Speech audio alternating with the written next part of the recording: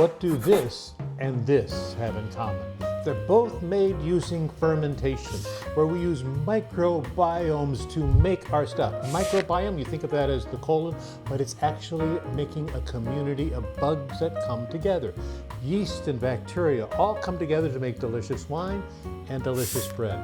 This is sourdough, and sourdough is the thing that Alaskans brought over the Chilkoot Pass into Alaska when they were searching for gold. They were called sourdoughs.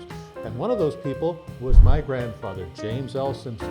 He went over the pass carrying his sourdough. Sourdough was so precious because this made their biscuits, their bread, their dough, their pancakes, that they carried it with them, and when they slept at night, they slept with their sourdough by them to keep it warm because they didn't want to kill this little bit of microorganisms. 30 years before they crossed the Chilkoot Pass, Louis Pasteur discovered in this was these amazing bacteria and yeast that were responsible for making wine, for making beer, for making biscuits, and tomorrow I'm going to make pancakes. And this sourdough starter is ancient. It comes from several generations of families in Alaska that passed it on to their children, and when my friends got married, they took their mother's and their father's sourdough starter and combined them. Only an Alaskan wedding would do it that way. Now, we're going to take this sourdough starter. Tomorrow I'm going to make pancakes, but we have to wake these little buggers up. And so that's what we're going to do today. We're going to take this starter and we're going to put this in to our flour. That is the stuff. And you see it's been sitting in the refrigerator for the last week, and we're going to wake it up. We're going to mix it with some water. We're going to probably add maybe a little sugar to it just so the bacteria have something to eat. And I just wanted to show you this because sourdough isn't something from some artisanal bakery that you pay $12 a loaf for. This is actually how Alaskans stayed alive. If you lost your starter, you couldn't make your food. And if you couldn't make your food, you starved because Alaska was an unforgiving place. But also the people up there are friendly. If you need sourdough starter, they would give you theirs. And chances are, this sourdough starter goes back thousands of years to the time of the pharaohs. In fact, we have been able to resurrect the starter that the very pharaohs used in their bakeries. And now, we're thinking about doing the same thing with the starter that was in Pompeii. Kind of a little burned flour, but we'll get over it.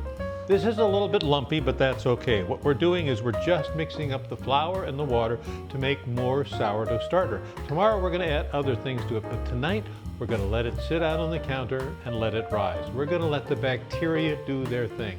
And tomorrow morning, you're going to see the bubbles from the starter, the bubbles that make champagne, the bubbles that make the alcohol in wine, the bubbles that make beer, and the bubbles that make bread. It's all part of microbiology, from Louis Pasteur to the pharaohs to my sourdough grandfather to me here today. Sourdough is the way to go. All right, the first thing we're going to do is see what this looks like. Overnight it's been sitting here, and look at that. That's that nice bubbly sourdough starter. This is what we expect. The sourdough's woken up. That's all those microorganisms doing the thing they did. First thing we have to do is we have to save some of this, because if we don't save it, we won't have pancakes next week, or biscuits, or whatever. So we're going to, what we call, pull the starter, take a little bit of starter, put it in here, and this is what's going to make our starter next time, all right? One thing that you have to learn about sourdough is this stuff is stickier than Gorilla Glue, but it washes off in cold water when you get it, so be sure it washes off in cold water as you go. And now we're going to make the pancakes. It's pretty simple from here on out. We've got the starter, we're going to add to it. We're going to start with olive oil. Some people use butter. Olive oil actually gives it a nice fruity flavor. This is a California extra virgin olive oil because that's just how we roll. We put in about 1/4 cup. 4 eggs. Wherever you add eggs, you can always add salt, about a teaspoon of salt. Now we're going to add honey, and if you remember, sourdough starter is called sour because the bacteria and the yeast break down all the sugar that's in there. This is pretty sour, kind of sour for the taste, so we add a little bit of honey to combat that and give it some sweetness, about 1/4 cup. So we're just gently stirring in the yolks, the oil, the salt. At the very end, we're going to put in a little bit of baking soda just to give it a little more fluffiness. Every kitchen deserves a lot of good devices. And This is a butter batter thingamabobber, which I absolutely love. All right, we're going to load it up with a little bit of batter, and I'm going to show you how this beautiful, beautiful thing works. We're going to start with what I call the test pancake to see how well the first pancake goes. All right, let's put it over the griddle.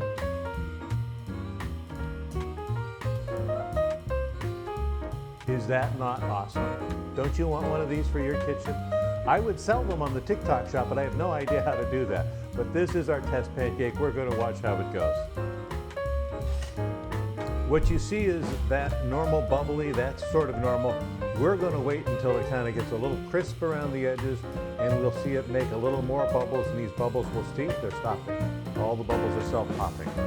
When the batter stops going into the bubble, you know that the batter is almost cooked because the batter is getting cooked. Take a look here. You always want to take a little peek. Almost ready. Looks good. Let's flip the flapjack. Oh, look at that. That is ready. All right. Let's try a little of this. This is why you love sourdough pancakes. It's a unique flavor. It's delicious. Has a little bit of sourness. It's absolutely wonderful.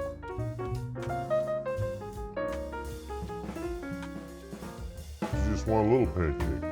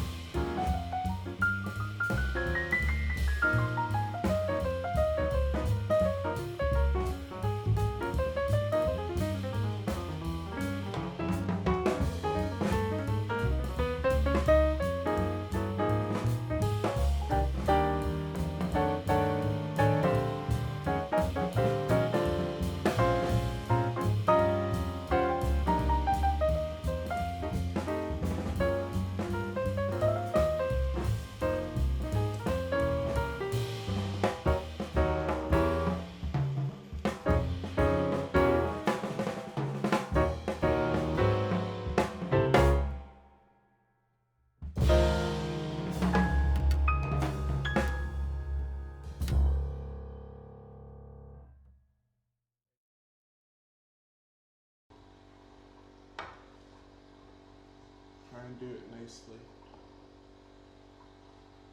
like a stack.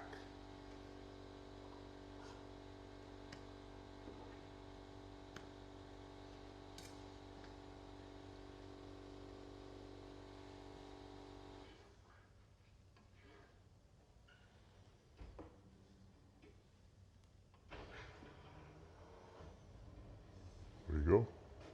Keep going. Fill the whole plate if you're going to do it.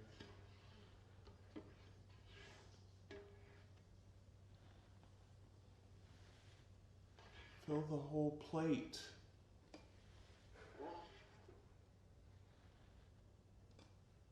That's a terrible job. No problem.